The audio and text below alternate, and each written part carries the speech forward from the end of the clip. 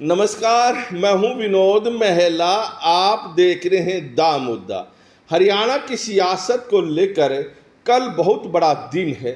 Indian national Lokdal ताऊ देवीलाल की जयंती पर कैथल में एक रैली का आयोजन करने जा रही है। इस रैली पर पूरे प्रदेश की निगाहें टिकी हुई है। इस बात को लेकर नहीं कि रैली में कितनी भीड़ उमड़ेगी, क्योंकि भीड़ को जोड़ना इंडियन नेशनल लोकदल के लिए कोई बड़ी बात नहीं है। कि कहते हैं कि बाएं हाथ का काम है और इस काम में इंडियन नेशनल लोकदल निपुण है और हर बार बड़ी से बड़ी रैली करती रहती है। जो प्रदेश की निगाहें वो इस बात पर टिकी हुई है कि इस रैली में जो इंडिया बना है प्रधानमंत्री नरेंद्र मोदी को पराजित करने के लिए, उसके घटक दल के कितने बड़े बड़े नेता शिरकत करेंगे। और सबसे ज़्यादा इस बात पर टिकी है, क्या इस रैली में कांग्रेस की तरफ से कोई नेता आएगा या इस रैली में इंडियन नेशनल लोकदल को इंडिया में शामिल करने की घोषणा की जाएगी।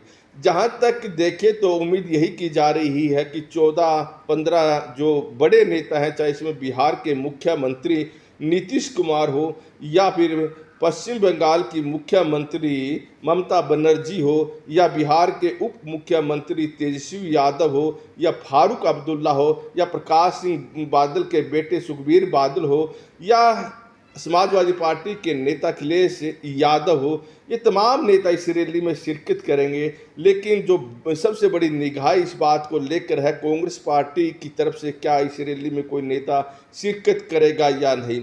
जहां तक की बात करें, अभय सिंह चौटाला ने कांग्रेस के जो राष्ट्रीय अध्यक्ष हैं मल्लिकार्जुन खड़गे, उनको भी इस रैली में आने का न्योता दिया है और कई अन्य नेताओं को भी दिया है। और मल्लिकार्जुन खड़गे ने तो यहाँ तक कि अभय सिंह चौटाला को रैली की सफलता के लिए शुभकामनाएं भी दी। उन्होंने कहा कि रैली में कोई नेता आएगा या नहीं, ये पार्टी स्तर पर इस पर मंथन होगा। और उन्होंने कहा कि ताऊ देवीलाल ने तो हमेशा किसान के लिए, मजदूर के लिए काम किया है।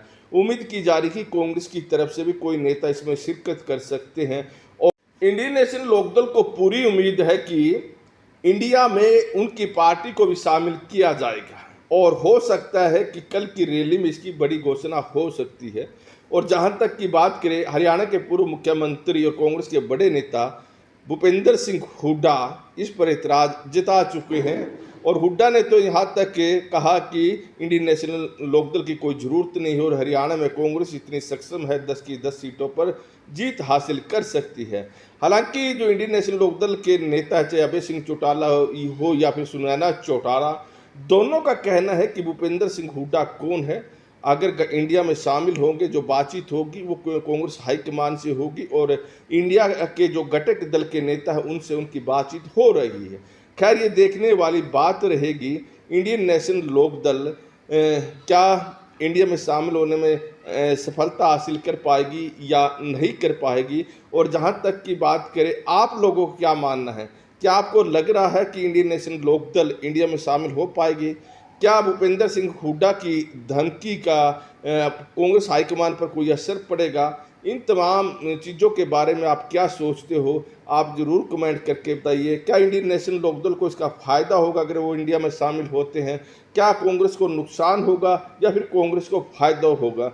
और भूपेंद्र सिंह हुड्डा की अगली क्या राजनीति दशा और दिशा होगी? इन तमाम चीज़ों के बारे में आप लोग क्या सोचते हो, इसके बारे में भी ज़रूर कमेंट कीजिए।